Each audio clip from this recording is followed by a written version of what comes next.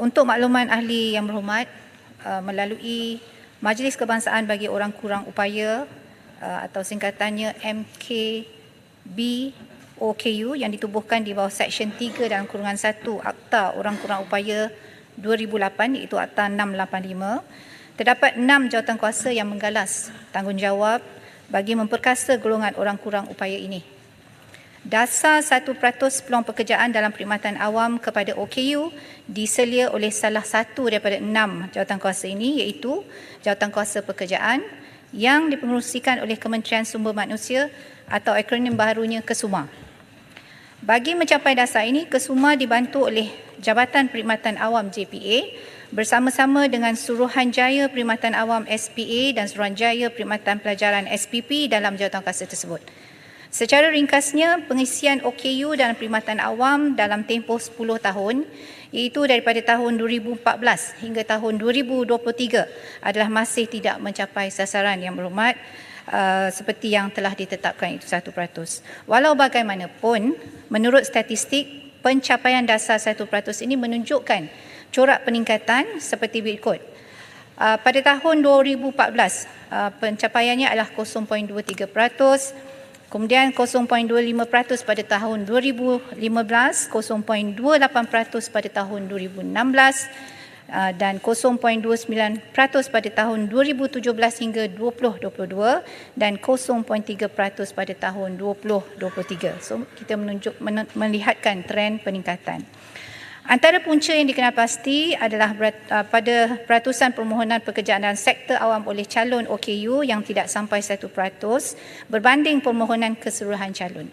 Sebagai contoh, data daripada SPA menunjukkan daripada tahun 2019 hingga 2023 hanya 0.3% ke 0.64% sahaja jumlah permohonan yang diterima oleh daripada calon-calon OKU.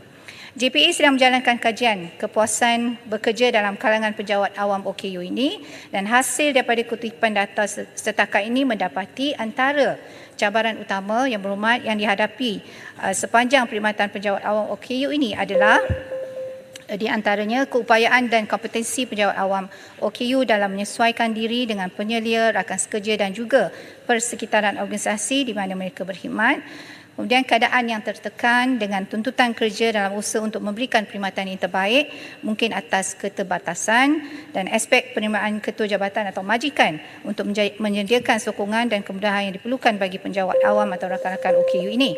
Oleh itu, menyedari pencapaian yang rendah dan cabaran-cabaran yang dihadapi oleh penjawat awam OKU, maka dasar 1% sedang dikaji dan ditambah baik insya-Allah dari segi pelaksanaannya di masa hadapan. Kerajaan sentiasa komited dan responsif terhadap isu-isu semasa yang dihadapi oleh penjawat awam OKU. Terima kasih. Arau. Yang Mohd, terima kasih di atas jawapan. Jawapan itu tepat, dia bagi gambaran terkini. Tapi apakah Yang Mohd sedar? Dua perkara. Yang pertama sekali, Akhbar Sina 2 Mac yang lalu, baru beberapa hari, mengeluarkan kenyataan yang tajuk menyeksakan, iaitu OKU diseksa. Sepatutnya kita capai 1%, tapi hanya kita capai overall 0.33%. Tapi kalau ikut angka yang Mohd bagi itu, mungkin kurang lagi. Jadi Yang Mohd kena keluarkan kenyataan di akhbar secara terbuka, langkah-langkah yang kerajaan akan ambil untuk nak capai 1%. Yang Mohd, adakah kerajaan bercadang untuk menyediakan lebih banyak peluang latihan industri, terutamanya program TVET dan juga lain lagi kepada OKU untuk boleh mereka mudah mendapat pekerjaan sama dalam kerajaan dan swasta? Apakah soalan tu tak sesuai? Saya tanya soalan tak ada jawab, tak apa, jawab betul, tak ada masalah. Jawab Yang Berhormat. Yang Berhormat pun biasa duduk dalam kerajaan dahulu dan kalau kita masukkan 10 tahun termasuklah di masa di waktu Yang Berhormat sendiri berkhidmat sebagai menteri, ya. Tapi apapun, saya yakin memang seperti saya sebut tadi, kerajaan komited, ya, untuk melihat keperluan dan kepentingan kepada penjawat awam OKU ini. Jadi semua dasar-dasar yang berkaitan dengan OKU ini kita akan dan sedang sebenarnya meneliti dan untuk menambah baik. Jadi insya-Allah begitu juga termasuk dalam bidang TVET, bidang-bidang mungkin yang selain daripada ini dalam bidang online business dan sebagainya, itu boleh kita lihat juga walaupun itu di bidang ataupun di luar bidang kuasa penjawat awam. Terima kasih. Kepong. Ya, terima kasih Puan yang dibetul. Saya menyokong dasar bekerja untuk golongan OKU ini di dalam sektor perkhidmatan awam. Saya selalu berurusan dengan Dewan Bandaraya Kuala Lumpur, sektor perkhidmatan awam. Jadi saya minta YB Menteri untuk meningkatkan dasar ini untuk golongan OKU di Dewan Bandaraya Kuala Lumpur, sebab saya tak nampak pun ada OKU bekerja di Dewan DBKL. Dan kedua, kita patut memulai dasar ini di bangunan parlimen ini. Saya dah lebih 10 tahun di bangunan parlimen, saya tak nampak ada pekerja OKU. Jadi saya minta kerajaan upah lebih OKU bekerja di bangunan parlimen. Terima kasih. Terima kasih Yang Berhormat.